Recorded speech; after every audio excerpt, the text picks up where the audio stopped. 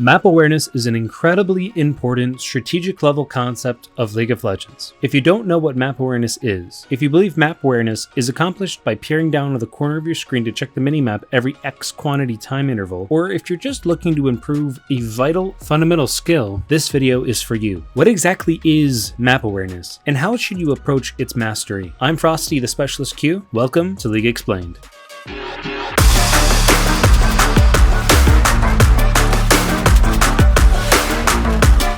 Before we begin, I'd like to thank everyone who took the time out of their day to watch my ELO and MMR Explained video. The response was incredibly positive. To everyone who subscribed, you're an all-star. Welcome to this new community we get to foster together. I mentioned before that map awareness is a strategic level concept. Strategic is synonymous with the popular term macro. Everything in League of Legends can be described under the umbrella of either strategy or tactics. In the realm of esports, these terms are commonly replaced with macro and micro, with macro referring to strategic big picture concepts and micro meaning tactical local level play. Map awareness as a strategic level concept contributes to other macro processes and benefits from a good understanding of tactical principles. This is the map of Summoner's Rift.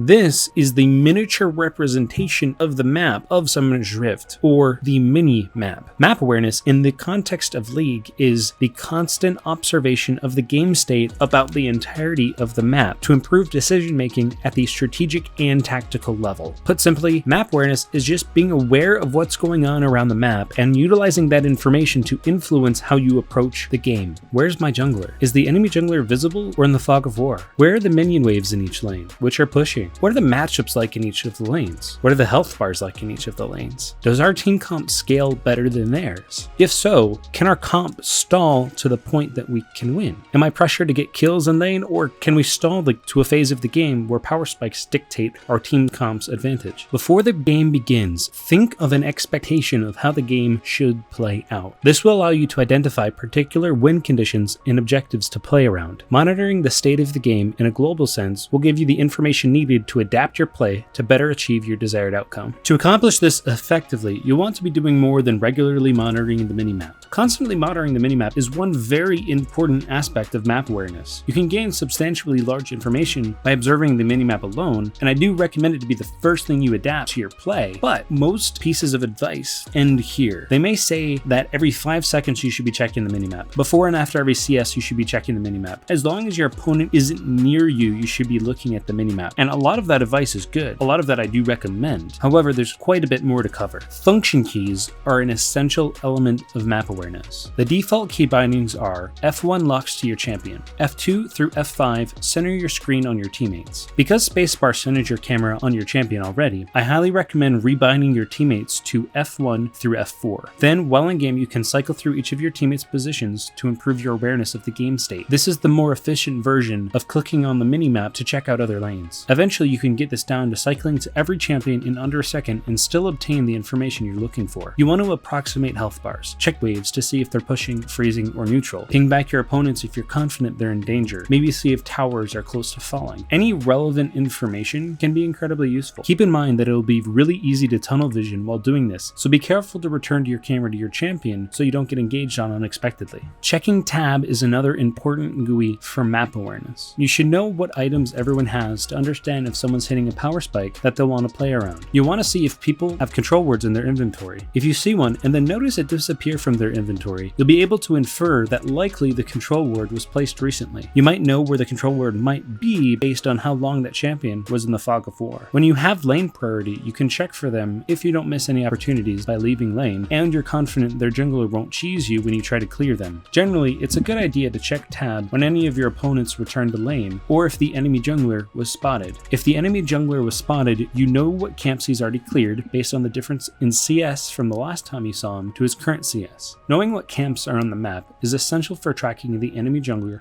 through the fog of war, and is, as you may expect, an essential element of map awareness. Also, use tab to monitor the status of neutral objectives. If neutral objectives are coming online soon, you'll have to adjust your lane assignments accordingly. If you're a fed bot laner, don't go solo push top without TP when dragon comes up in a minute. Also, if you have teleport in that specific scenario, you'll want to head top to apply pressure on the opposite side of the map, but then also be able to join fights across the map if you need to. At the end of the day, if you want to get good at League of Legends, you need to have a really good good understanding of every matchup that you play your champions into. This is one reason playing a small champion pool is important for solo queue players. You also have to have at least a working understanding of the matchups in other lanes as well. You need to watch how the game is unfolding from their perspective. This will give you an idea of when to play aggressive, it'll let you know when to roam, it'll inform you of when to back up and play safe so you don't die to jungle ganks, mid and support roams, top teleports, etc. Here's an example. Say you're playing Blitz Draven bot lane on the blue side. The opponent Nocturne mid just hit 6 and is MIA. His lane minions are pushed up to your team's mid tower. Your team's level 5 Twisted Fate just got chunked by a Lee Sin gank and is walking back to lane. Your lane is slow pushing just past the middle of the lane. You're without any river wards or deep wards in their jungle. The opponent Nautilus Caitlyn had some bad trades early and is sitting just above half HP while you're about 75% HP with Blitz being full HP. No one has died in your lane despite the aggressive support matchup, and no one has taken the opportunity to back yet. You see the Lee Sin top lane and your jungler just finished clearing his Gromp and is making his way top to clean up the fight. What do? You should push to reset the wave and then back, right?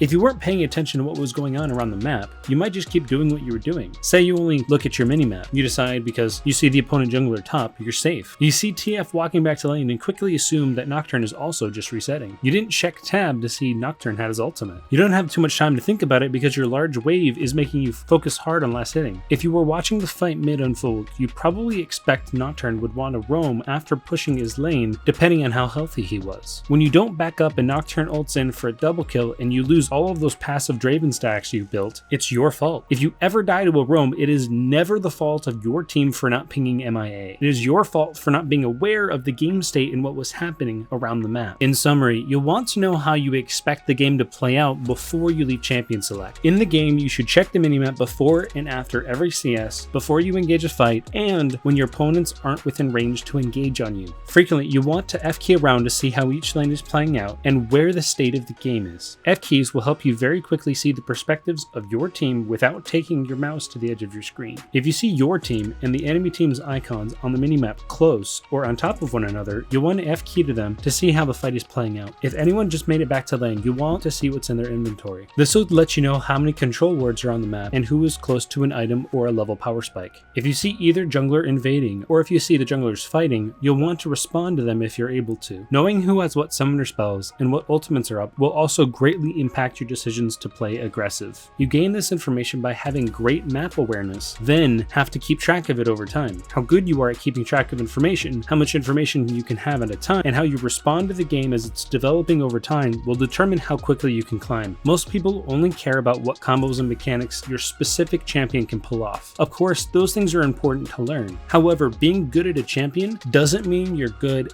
at the game. That's why it's common for good players to recommend that you play simple champions so you can learn how to be good at the game without having to execute more complex champion mechanics. If you want to get good, make sure you're thinking critically about the game in every single game you play, and you observe as much as you can and adjust accordingly. And thank you for watching. If you enjoyed this video, please like and subscribe. If you believe I've missed something, disagree with me about anything, or have any other advice for me and any other players that might be watching this video, please leave a comment down below. My name is Frosty, the SpecialistQ. Good luck on the Rift. I'll see you in the next video.